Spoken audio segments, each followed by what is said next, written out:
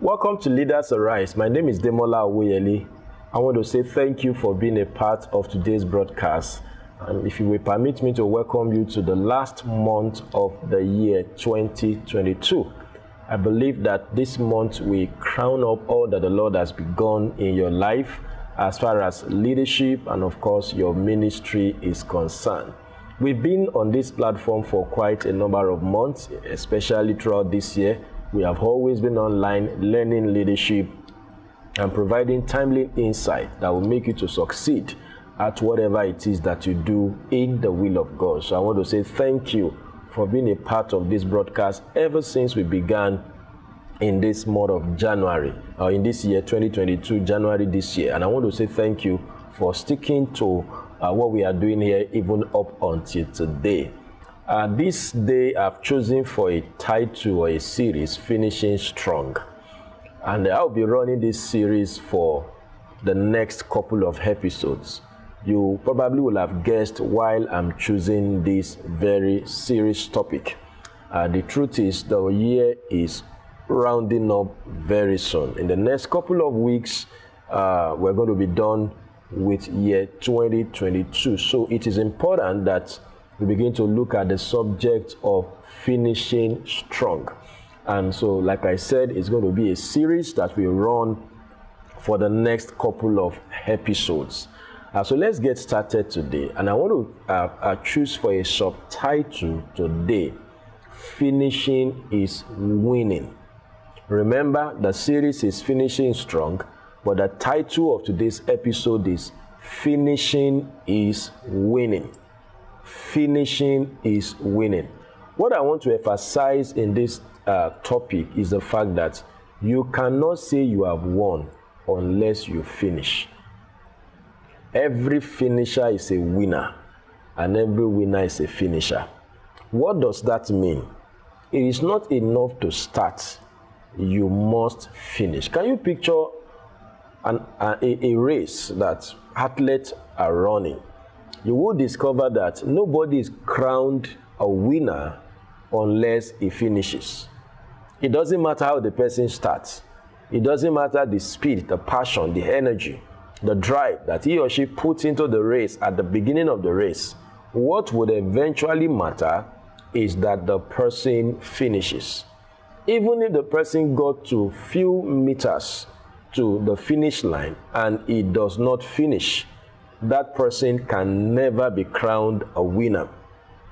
And that's my encouragement for you this afternoon or today, wherever or whatever time you are streaming from. I want you to know that you are not a winner unless you finish. Finishing is winning.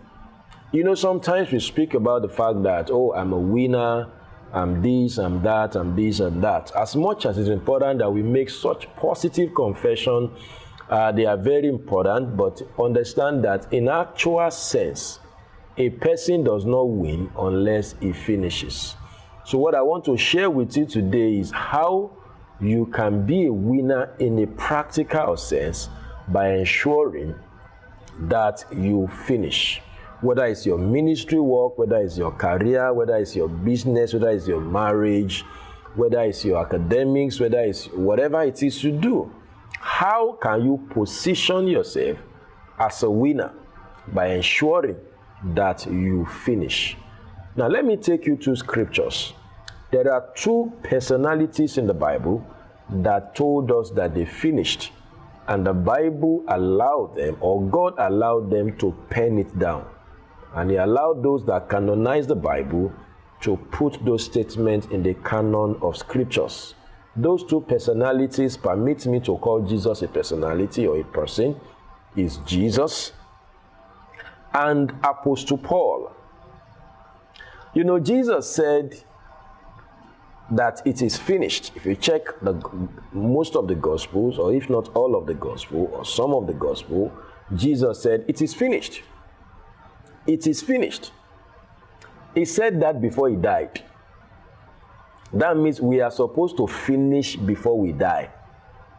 That must not signal that we are finished. And that's what we sometimes believe in this side of the world, that if anybody dies, he has finished his race. Well, it may not actually be true. If somebody dies, he has finished his existence on earth. He may not have finished his assignment.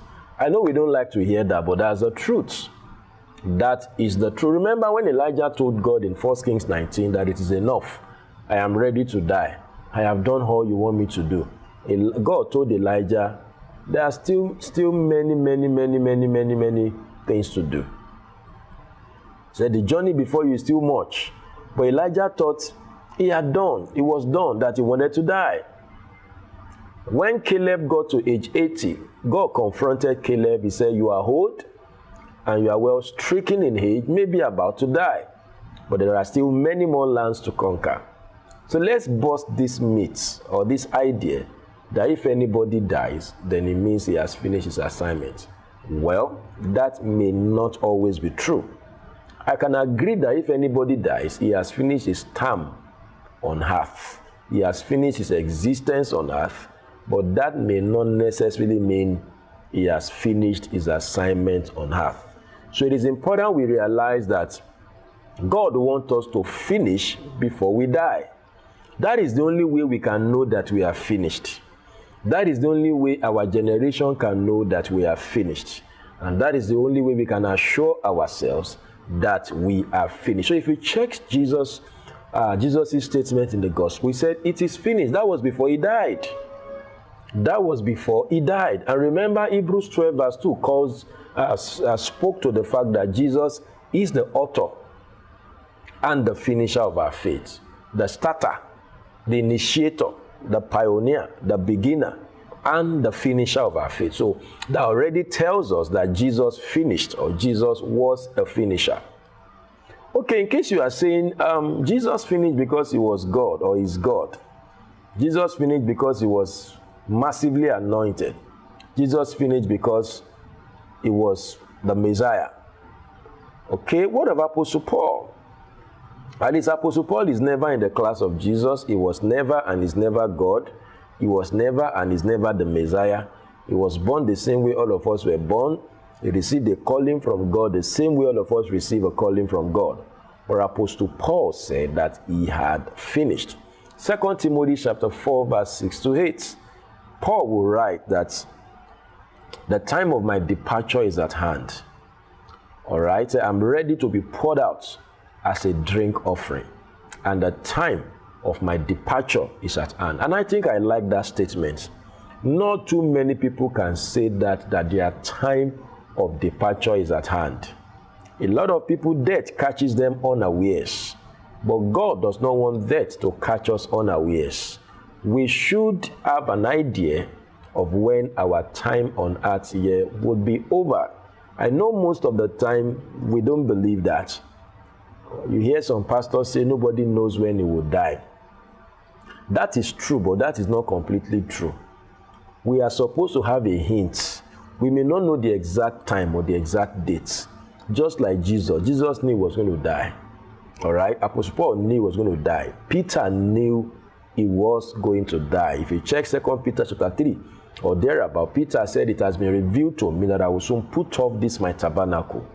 These are portraits of men that finish, men that finished, men that were finishers. They had a sense of when they were going to die.